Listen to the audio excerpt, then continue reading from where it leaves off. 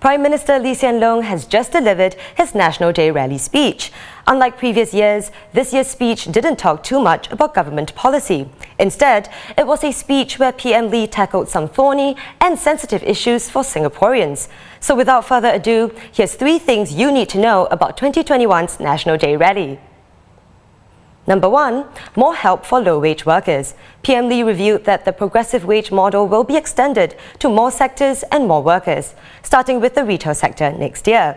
Also, firms hiring foreigners will all have to pay all Singaporean staff at least a local qualifying salary of $1,400. The cost of higher wages for the lower wage workers will have to be shared. Workers have to reskill and become more productive. Employers have to absorb part of the additional wage costs. The government will help them with transitional support. But businesses will still have to pass on some of the costs to their customers.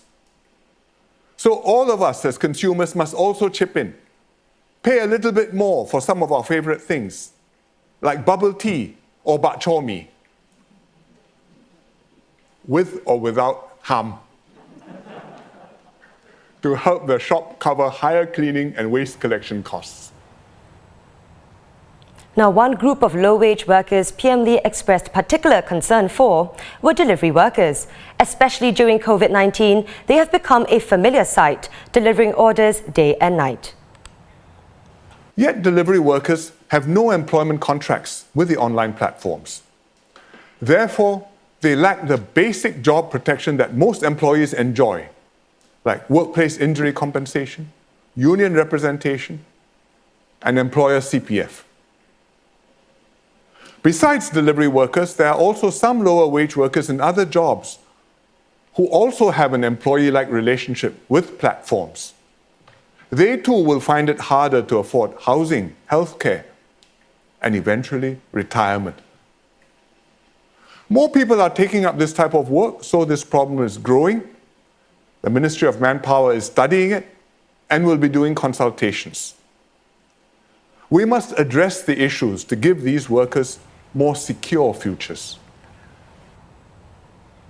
And number 2, ensuring fair hiring. The Tripartite Alliance for Fair and Progressive Employment Practices, or TAFEP's, guidelines will be enshrined in Singapore's law. This will give the authorities a wider range of options to ensure fair treatment at the workplace. We will model our approach on how we deal with another class of disputes, those over salaries or wrongful dismissal. In such disputes, conciliation and mediation have to be tried first. And only when those fail does the matter go before an employment claims tribunal, which will arbitrate and decide the case. We will create a similar tribunal to deal with workplace discrimination. And this will protect workers against discrimination based on nationality, whether you're Singaporean or not, or between different non-Singaporean nationalities. It will also prohibit other kinds of discrimination covered by TAFEP. Women will get better protection, and discrimination based on age, race, religion, and disability will also be disallowed. PM Lee then addressed the anxieties over foreigners, which he described as a very delicate subject. While the government will continue to tighten the employment and S-Pass criteria over time, PM Lee said Singapore must continue to be open and connected to the world. Foreigners who are here in Singapore, they strengthen our team. They are our colleagues and our neighbors and friends. During COVID-19, some have endured personal hardships, perhaps been separated from families who are abroad, or been stuck outside Singapore and unable to return home here. Many worked on the front line, shoulder to shoulder with Singaporeans.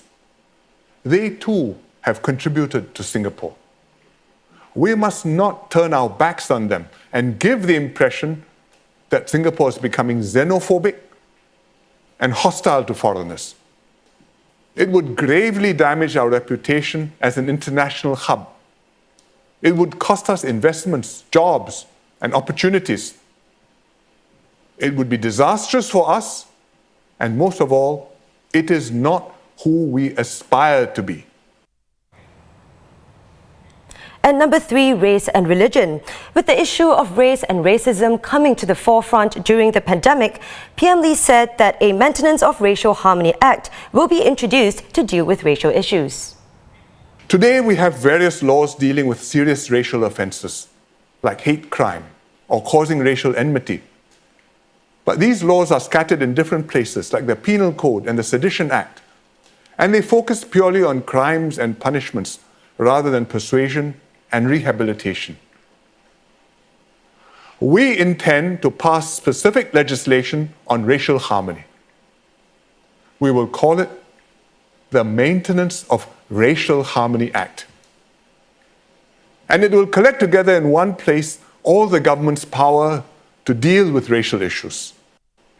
It will also incorporate some softer and gentler touches.